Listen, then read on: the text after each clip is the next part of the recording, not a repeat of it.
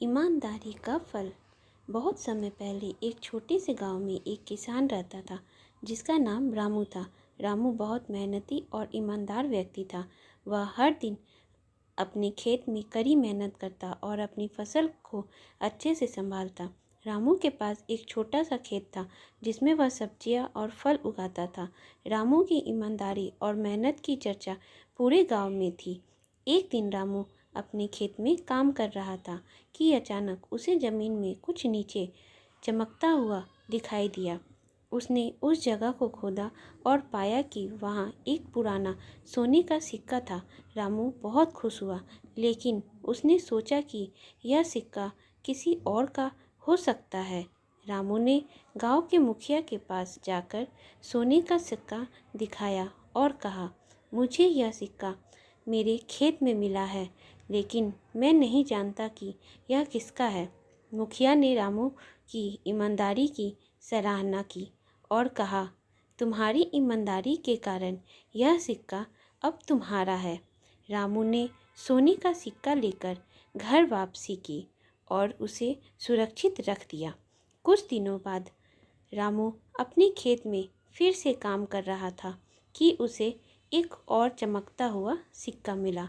उसने फिर से वही किया और सिक्का मुखिया को सौंप दिया।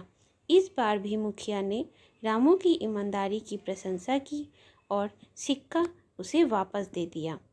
रामू की ईमानदारी का यह सिलसिला चलता रहा और उसे कई सोने के सिक्के मिले।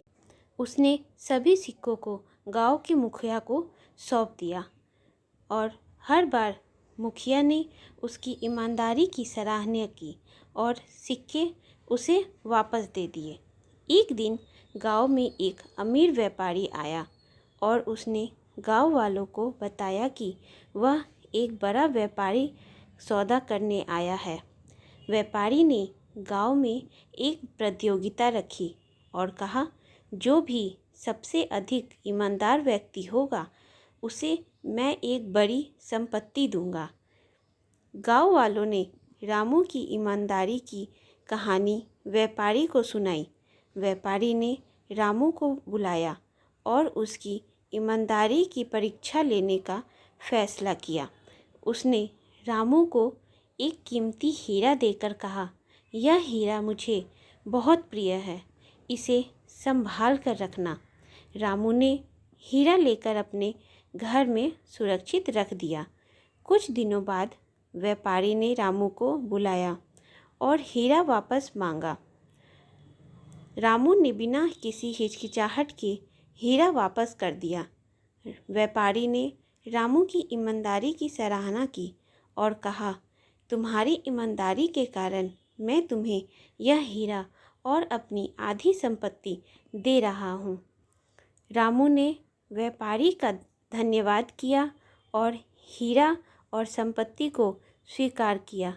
उसने अपनी संपत्ति से गांव वालों की मदद की और सभी के साथ अपनी खुशियां बांटी। इस प्रकार रामू की ईमानदारी ने उसे न केवल संपत्ति बल्कि पूरे गांव वालों का सम्मान भी दिलाया।